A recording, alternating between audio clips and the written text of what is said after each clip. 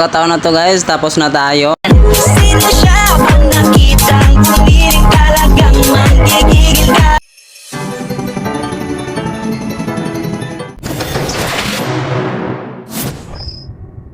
For today's video guys, magde-deliver tayo sa Pangasinan to Manila, Manila to Pangasinan, 246 kilometers. Tara, let's go it! Let's go, ano pa hinihintay natin? Ibaba na natin yan, baka ibaba pa ng iba yan. So yan po ang mga nabababa natin guys, hindi pa nakakalam yan yung kulay blue duck hose po yan, yung ginagamit na pampat para magkaroon yung tubig sa palayan, kinakabit po yan sa water pump hose po yan, sabay sa madaling salita. So sa pagkakataon na to guys, tapos na tayo. Sino siya pag nakitang tumirik talagang manggigigil ka?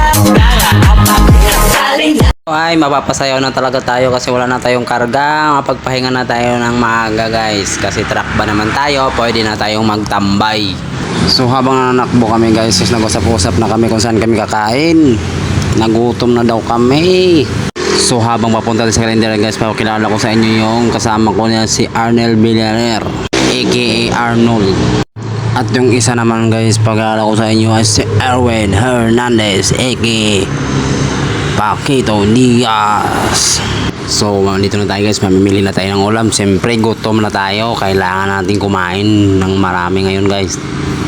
Yung napili ko dyan ay dinuguan. Ay sarap nyan. Magkano nga? 50 lang. So tara guys, kain tayo.